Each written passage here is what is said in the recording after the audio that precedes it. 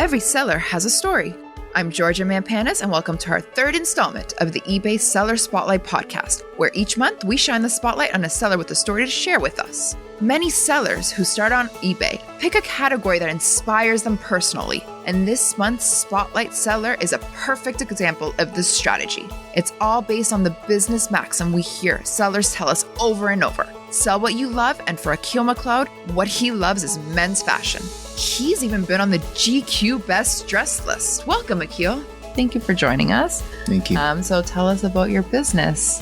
What do you sell, and when did you start selling? My name's Akil McLeod. Been selling on eBay since 2008. My store is called the Dapper Advisor, and it started mainly because I was selling out of my own closet. So at that time, I had a lot of menswear, a lot of suits, a lot of shirts and ties, mainly like classic menswear. And ever since then, that was really just like my passion. I just found selling those types of pieces to be just interesting to me because it was, of course, my stuff. And then as the business grew, I started to, scale a little bit. I would find things from different stores that I would typically shop at. And if it wasn't my size, I would still just pick it up because I figured, somebody else could really, benefit from this, and I could probably make a couple bucks as well. And more recently, over the past couple of years, I started introducing more electronics to my store, mainly just because of the pandemic. I just knew I had to make some pivots in order to just keep sales going. And it's been a godsend just being able to keep the business afloat and still making some good money.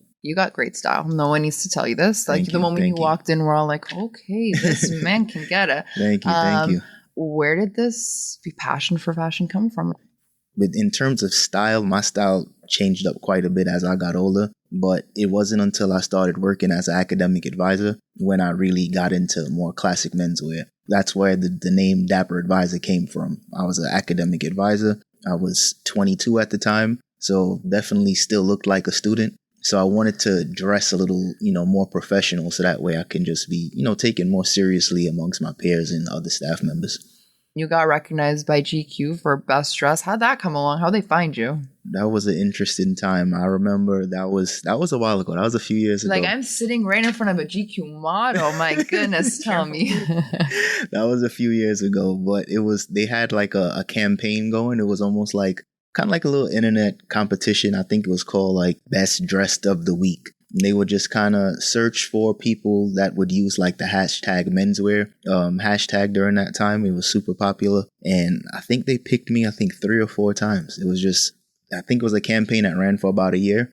And those 4 times they just kept picking me. So it was just cool. It was just good to be recognized by GQ and just, be on that platform. Yeah. So you were a teaching assistant you mentioned earlier? Yeah, I was an academic advisor. Are you still doing that? How did you know you wanted to make a profession out of fashion?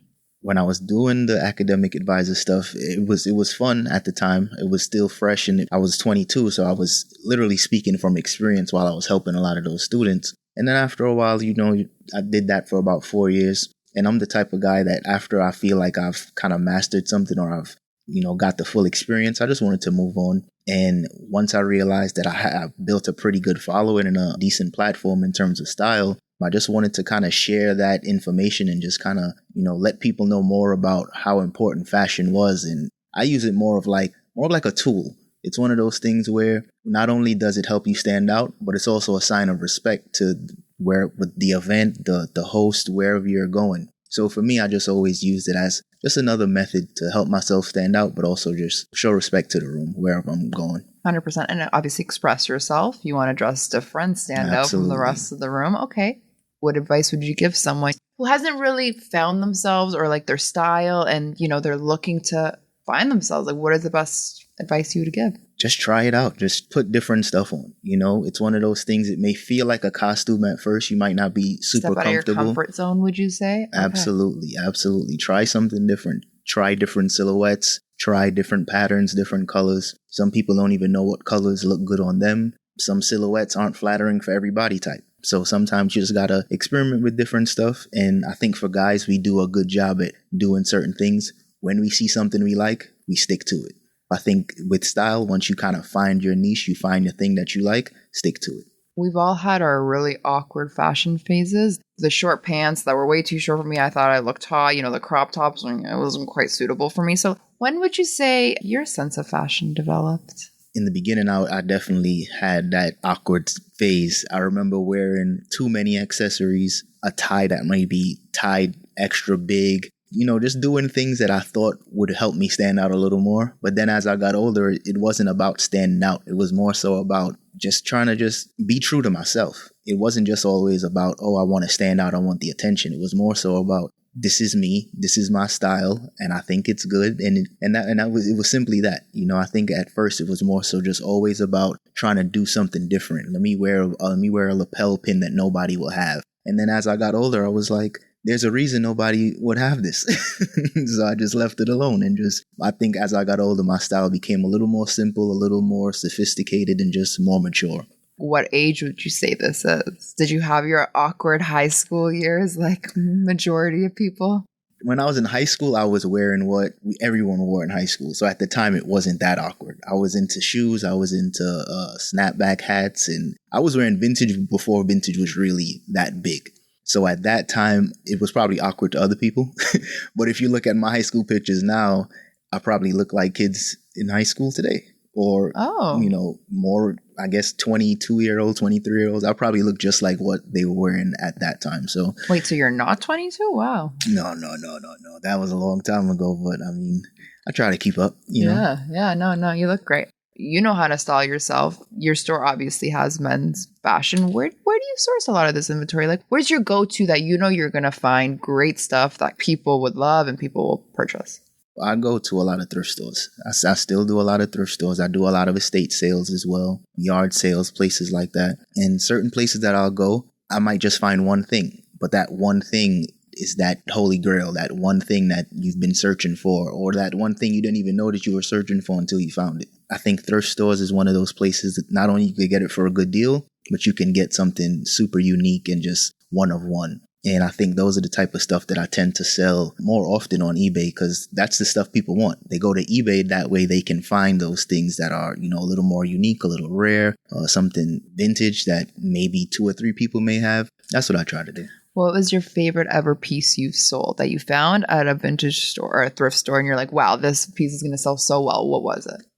I found a pair of boots once. It was a pair of Viberg boots. And they were super heavy. They're like hiking boots. And they had the red laces. And they were my size. And I wore them for a little bit.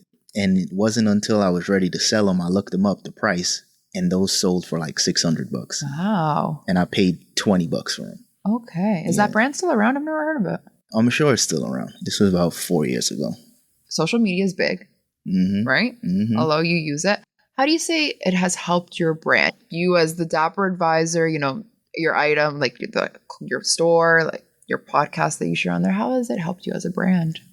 I'm not really sure. It's one of those things that it's kind of a passion. Yeah, it's definitely more of a passion. I don't think I've combined my eBay business and the Dapper Advisor, I guess, brand. I don't think I necessarily combined them. I think they're kind of 2 separate entities, but at the same time, it's one of those things that after kind of creating that persona, the Dapper Advisor. Yeah, you have a whole brand. Why don't you? Yeah, I mean, I probably should, but I just always felt as if they didn't necessarily like coincide because, like I said, I sell electronics, I sell shoes, I sell a ton of random stuff on eBay still. So I didn't necessarily think it would coincide. So I'm not necessarily like sharing the items that I'm finding in thrift stores on my Instagram. Okay, so you went from fashion to electronics. What's next?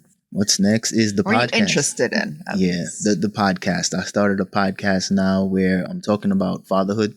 And since I'm a new dad, I felt so underprepared and just so lost at times. It's been like therapy for me, just talking to new dads that have a ton of experience, 20 plus years. I've spoken to some grandfathers. I've spoken to guys that want to have kids, that kind of want to get more prepared. So it's been good. It's been helpful for me to kind of share my story with them and then them kind of giving me some gems as well. It's been good. I didn't necessarily start putting anything out yet. I'm still in the recording phase, and I think I'll probably be dropping it pretty soon, probably next week or so. I'll probably drop the first episode. I'm sitting on like 15 right now. Wow. Yeah. All right. So for any dads out there who have experience who can help Akil, please hit him up. And what's the name of this podcast? I'm just calling it the Dapper Advisor Show.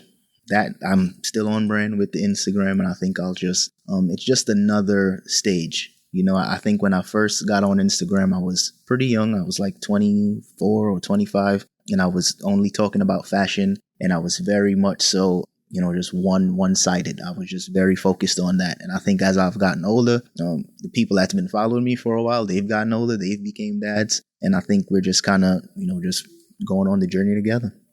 I love that. Well, thank you for being here. Thank you for having me. This was It's great. your first time on the campus. Yes, first time, and this is beautiful. I'm so glad to have met you in person. I've been following you for a while, so I see what you do. Thank you. You mentioned a few times your store name, but just repeat to the audience, where can they find you? What's your eBay store, your handle? So my eBay store is the Dapper Advisor. On Instagram, I'm just Dapper Advisor. And if you want to check out my website, it's dapperadvisor.com. Okay. Thank you so much for joining us. Thank you for having me. Akil McLeod's eBay store is the Dapper Advisor Boutique. We hope you'll join us for our next episode when we'll shine the spotlight on another seller with an amazing story to tell. I'm your host, Georgia Mampanis. Jim Griffith is our editor-in-chief. The eBay Seller Spotlight podcast is produced by Libsyn and Podcast 411.